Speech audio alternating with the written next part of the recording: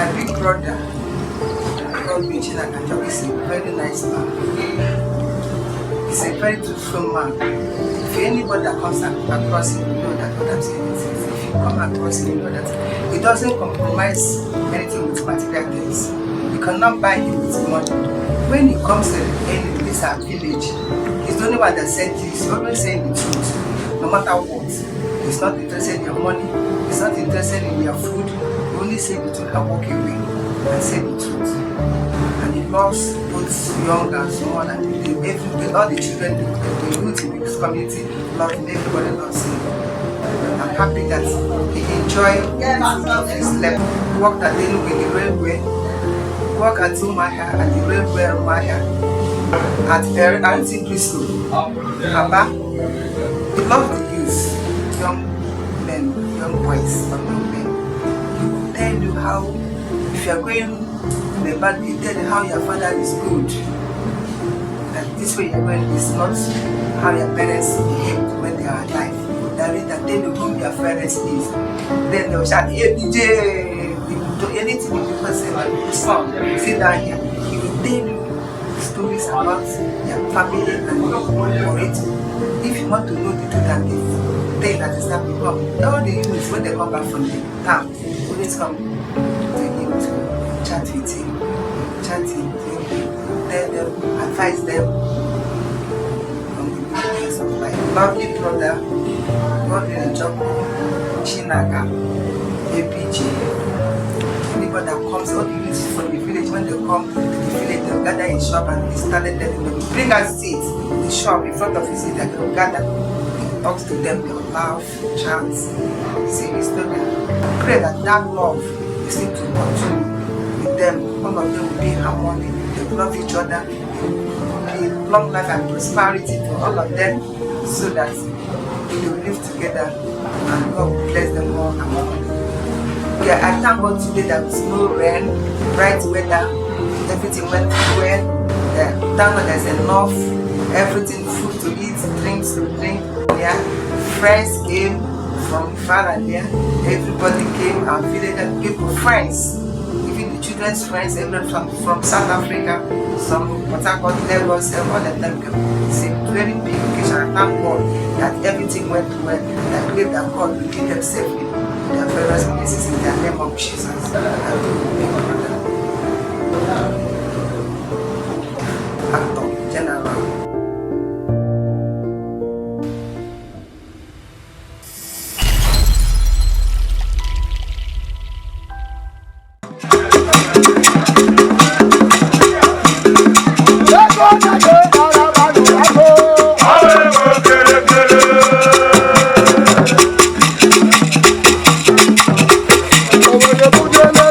Oh,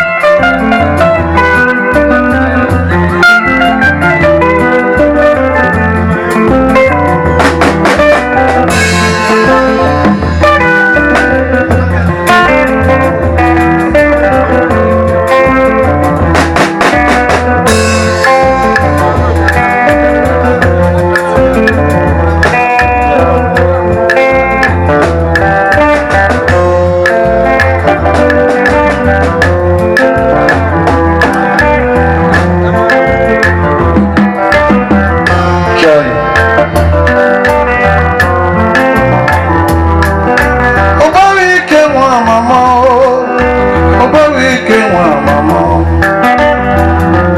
aya aya aya ọbọna m arịrịrị la nọmọ eweghị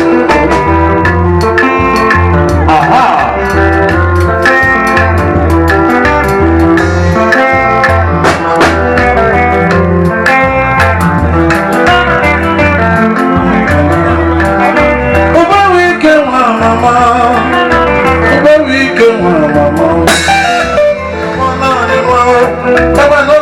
le kuru mo golowo ọmọràn wọn ni bẹ ọba ní ayẹyẹ lànà mọ ewu ìjọ.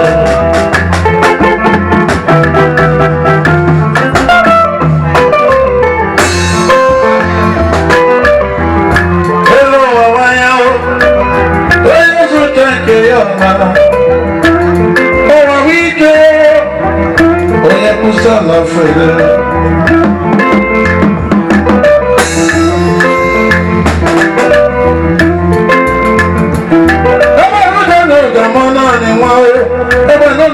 Le kuru mo gọlọ kún mẹ́nu wa ọ̀rọ̀ wọn ni bẹ́ẹ̀ ó bá ní arìnrìn lànà mo kàn ní wíyí o.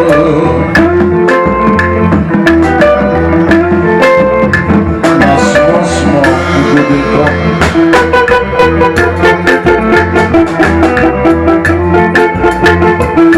Abọ̀dọ̀ ní ìjọ ọ̀gọ̀dọ̀ pa lèrè ọmọ ìlú wọn ní ìkẹ̀bí ọ̀nà òlèrò. Azazabelere, ọgbọ́nà arìrèrè máa nà ọmọgbọ́nì ẹ̀wẹ̀ yìí.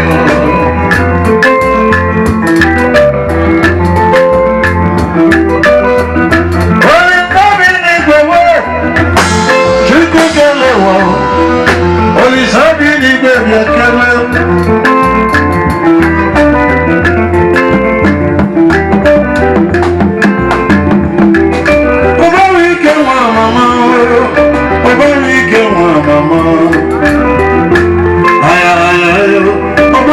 Arìrèrè lànà gbogbo nínú ìwé yìí. Ayé bẹ̀rẹ̀ yẹ ti gbé àdìdì fídíò wà o. Adìyẹ mọ̀ wọ́n ní ké. Adìyẹ mọ̀ wọ́n ní ké. Ọ̀wà wáyé o. Wéyé so táǹkì yẹn náà. Wéyé so lóńdẹ̀ lò wọ̀ náà. Àyìnbó.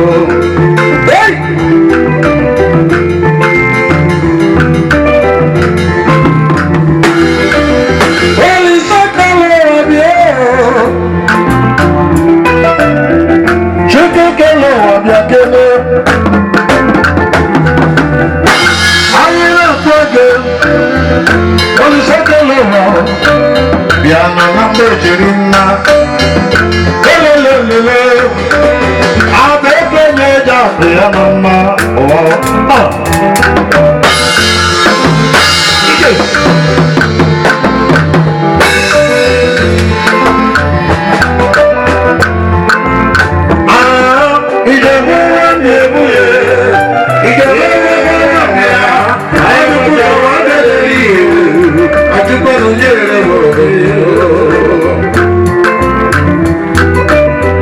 Kamara, awa mukochigi. Inyo tumi nyende azoma kananya dera mama.